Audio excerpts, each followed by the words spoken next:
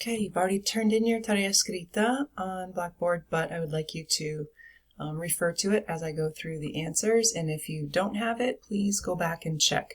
A lot of commands here, a lot of vocab from this Lección 11, so just be sure that I'm giving you completion points, but that doesn't matter so much. What matters is that you understand what's going on. So the first one I gave you was a command, affirmative and negative command. So take a look at those, both ways to say turn on, pon or prende. And then the negative command, no la rompas, rompas. Este televisor está descompuesto, no lo compres, no lo compres. Guarda los documentos en el archivo, pero no los imprimas, no los imprimas. Ellas at the end of that one because it's an IR verb, so flip that vowel around. 4. Ten paciencia. 10, one of our irregulars. Mi CD, mi disco compacto, está casi lleno. Lleno es una palabra de vocabulario también. 5.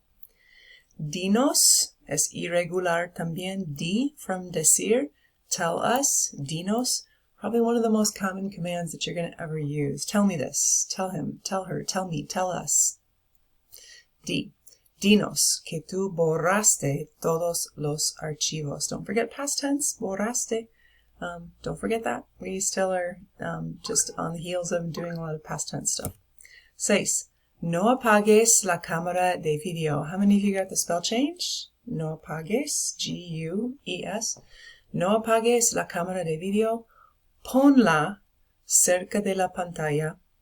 Ponla, irregular. Y no la toques. Another spell change. Who got it? Who got it? No toques. No la toques. So there's a few times the G, the C have to change spelling just because of the sound. The way that it sounds has to retain the sound. No la toques. 7. Ayúdame, ayúdame. Ve a la página principal y dame tu dirección electrónica. Another super common command. Ayúdame, help me, ayúdame.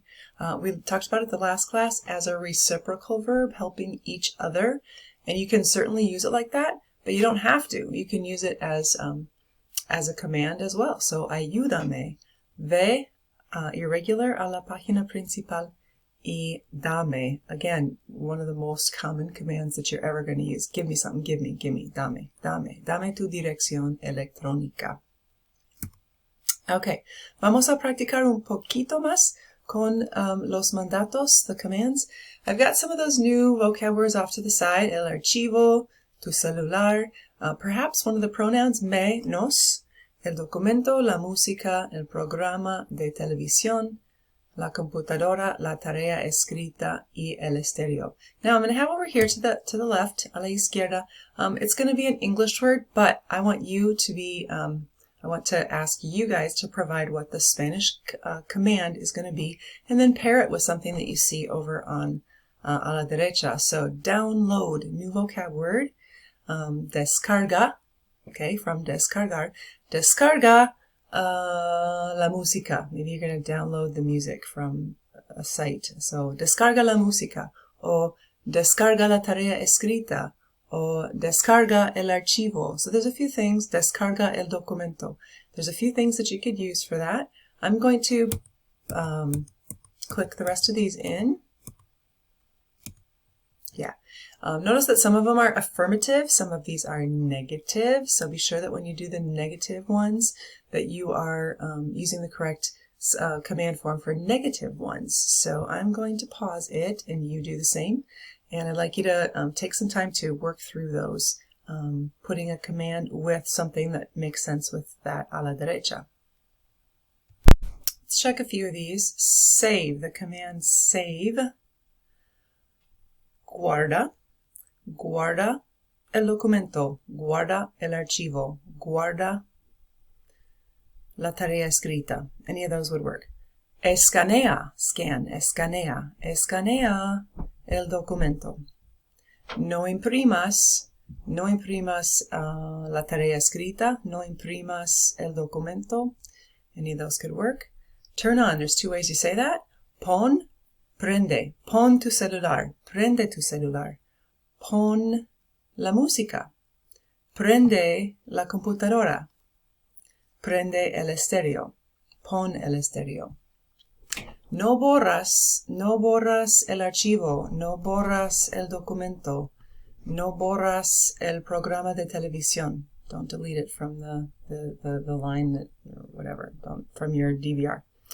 Record, graba la música. Graba el programa de televisión. Okay, graba. Kiss, besa. I would probably put that with the me. Bésame. Make sure that the stress goes on the first, the sound of that. So, bésame. Ayúdame.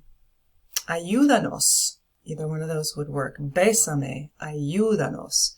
Stress on that accented syllable is from the loudest stressed syllable.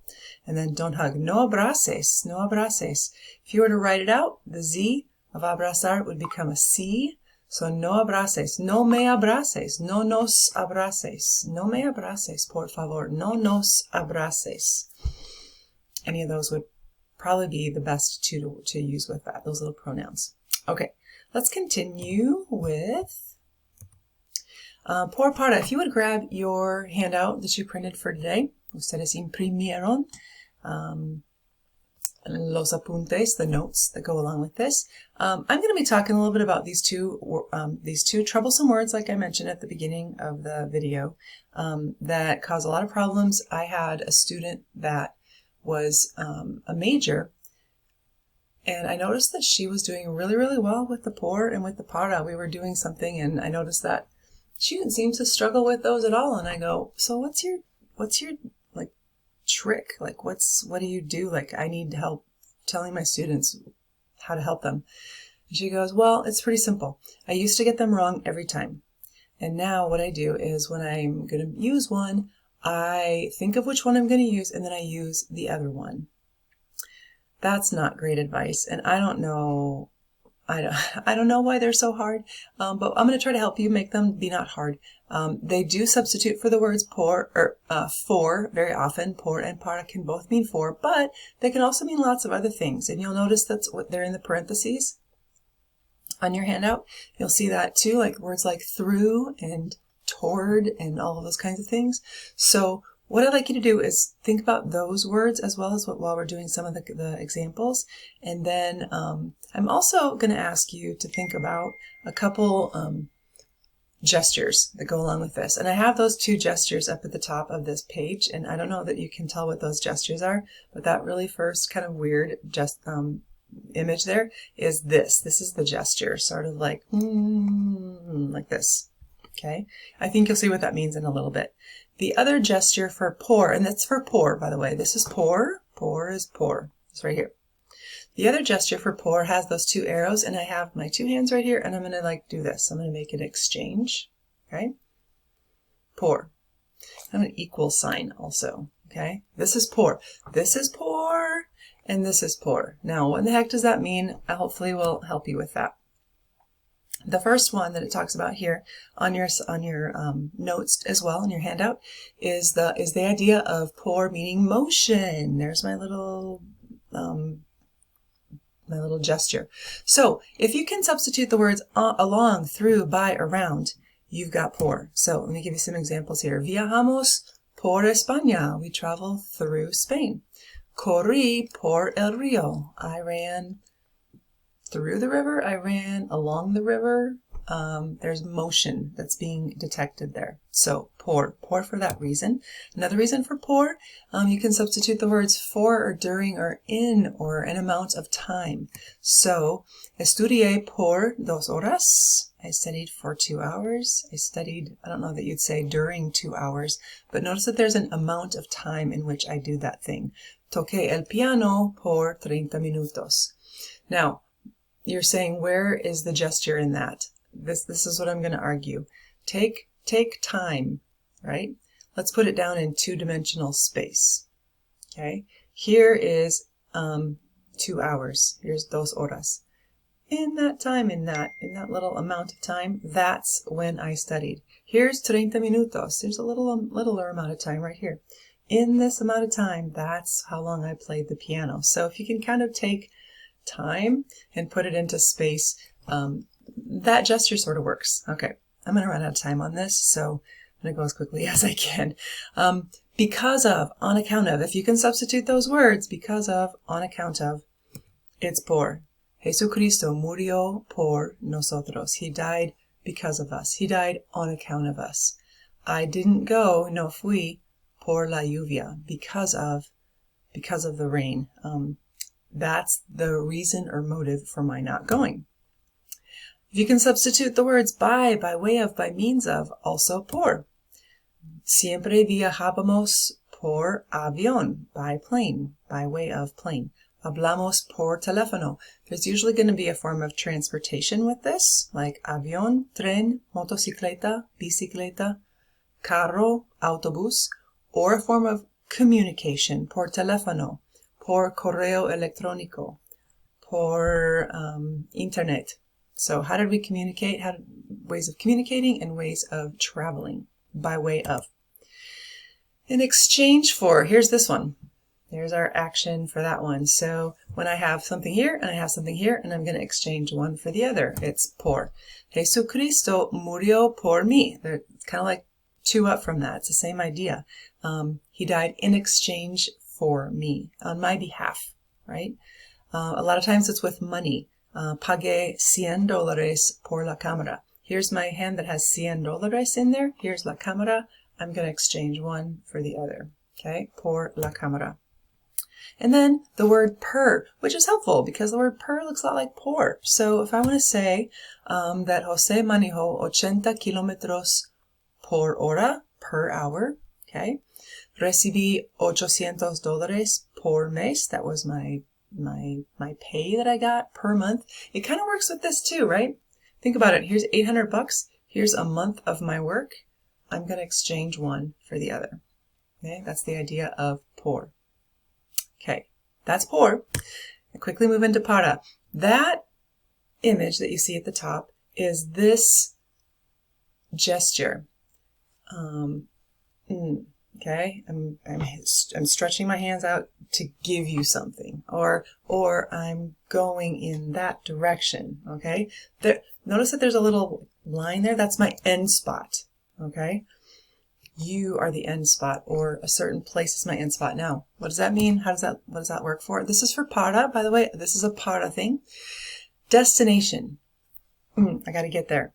Toward, in the direction of. Okay, so yo salí para Chicago. I left for Chicago yesterday. Nos fuimos para Mexico. We left for Mexico. That's where we had to get to. That was our goal. That was our destination. That was our end point. Okay. Again, take time, put it into space, and there we have this as well. Where it's a deadline. La tarea es para mañana. Every time on Blackboard, when I put a tarea document, I say es para viernes, es para lunes, es para miércoles, because that's the end point. Okay, it's the deadline for that one. Okay, this gesture does not work with this one, but if you can substitute the words in order to do something. And we learned this one way back in Lección 7. In order to brush your teeth, para cepillarte los dientes, necesitas crema de dientes. So, in order to do something. So, necesito la cámara para grabar el concierto, in order to record. If something is used for, let's say that I have a ratón in my hand. I don't have one because I have a laptop here, but I've got my little ratón here. Es para la computadora. Here, ratón, this is for you, computer, right? So, es para. That gesture sort of works for that one.